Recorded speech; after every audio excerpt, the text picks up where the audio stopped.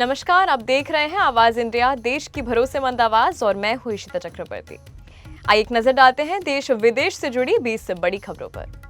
प्रधानमंत्री नरेंद्र मोदी और कनाडा के प्रधानमंत्री मार्क कार्नी के बीच होने वाली शिखर वार्ता में दोनों देशों के संबंधों को सामान्य और मजबूत बनाने पर जोर रहेगा। हालिया तनाव के बाद ये बैठक कूटनीतिक रिश्तों को पटरी पर लाने की दिशा में अहम मानी जा रही है। वार्ता में ऊर्जा, विज्ञान, प्रौद्योगिकी और परमाणु सहयोग जैसे रणनीतिक क्षेत्रों पर चर्चा होगी।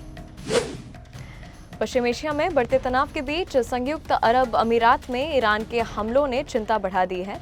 इस बीच प्रधानमंत्री नरेंद्र मोदी ने शांति का संदेश देते हुए पहले संयुक्त अरब अमीरात के राष्ट्रपति शेख मोहम्मद बिन जायद अल नहयान और फिर इजरायल के प्रधानमंत्री बेंजामिन नेतन्याहू से बातचीत की। उन्होंने क्षेत्रीय शांति और स्थिरता बनाए रखने पर जोर दिया।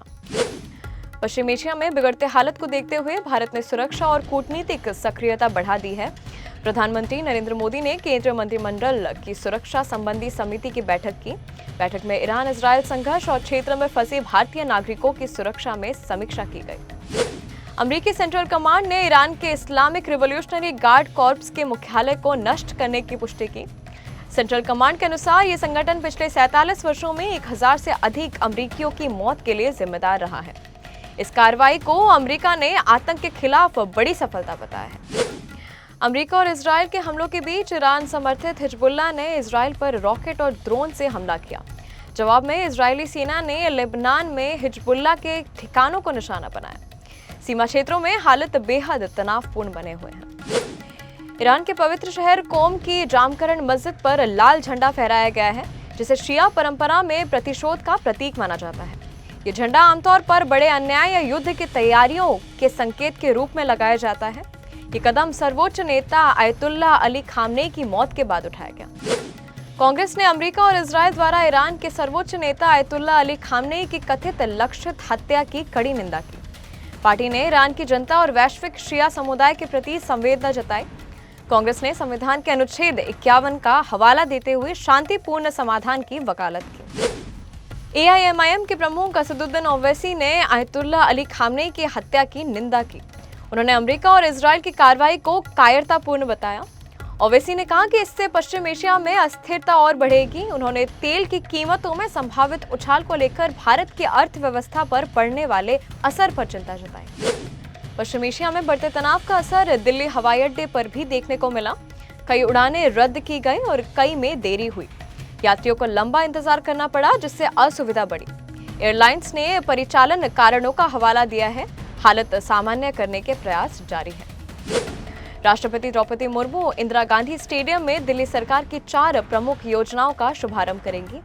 इनमें महिलाओं के लिए मुफ्त बस यात्रा हेतु स्मार्ट कार्ड योजना शामिल है। साथ ही होली और दिवाली पर मुफ्त LPG सिलेंडर देने की योजना भी शुरू होगी। दिल्ली लखपति बिटिया योजना और मेरी पूंजी मेरा अधिकार योजना का भी आगाज होगा। भोजपुरी गायक गुंजन सिंह ने पवन सिंह के राज्यसभा जाने की अटकलों की पुष्टि की। उन्होंने कहा कि उनका उच्च सदन में जाना लगभग तय है। हालांकि आधिकारिक घोषणा अभी बाकी है। नागपुर हिंदू सम्मेलन में नीतीश राणे ने भारत को हिंदू राष्ट्र बताया।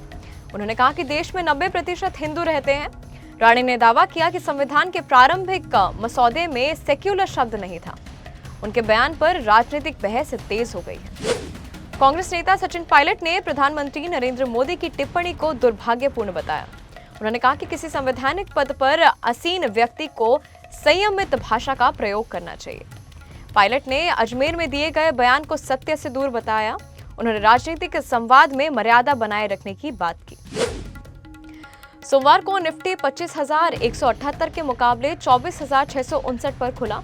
वही सेंसेक्स 81,287 के मुकाबले 78,543 पर खुला।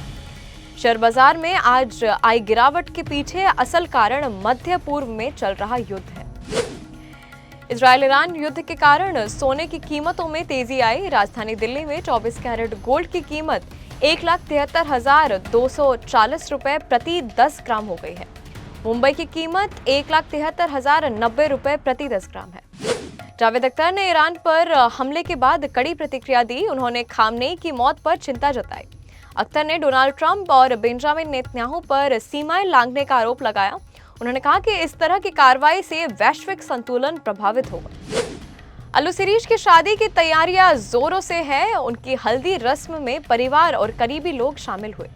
समारोह में अल्लू अर्जुन, स्नेहा रेड्डी, रश्मिका मंदना और विजय देवरकोंडा भी मौजूद रहे। आयोजन में पारंपरिक रस्मों की धूम रही। समारोह की तस्वीरें सोशल मीडिया पर वायरल हो रही हैं। गायक सतिंदर सरताज का हेरिटेज इंडिया टूर दून पहुंचा। उन्होंने सूफियाना अंदाज में शानदार प्रस्तुति दी। दर्शक उनकी गायकी से मंत्रमुग्ध हो गए थे। कार्यक्रम में बड़ी संख्या में संगीत प्रेमी शामिल हुए। भारतीय टीम ने वेस्ट इंडीज को हराकर T20 विश्व कप में सेमीफाइनल में जगह बना ली है। अभिनेता अजय देवगन ने भी टीम को बधाई दी। उन्होंने संजू सैमसन की पारी की सराहना की। अजय ने पोस्ट साझा करते हुए लिखा, टीम हमेशा तब अच्छा करती है जब सबसे ज्यादा जरूरत होती है। और संजू सैमसन ने क्या मैच जीतने वाली पारी खेली। अजय देवगन ने आगे लिखा, अब सेमीफाइनल में पहुंच गए हैं। संजू सैमसन ने 97 रन की नाबाद पारी खेलकर टीम को जीत दिलाई। उन्होंने इसे अपने जीवन का खास पल बताया। सैमसन ने कहा कि संघर्ष के बावजूद उन्होंने आत्मविश्वास नहीं खोया। हर गेंद पर ध्यान केंद्रित कर टीम के लिए योगदान दिया। अब तक के लिए बस इतना ही। आप देखते रहिए आवाज इंडिया, सच्चाई की खोज।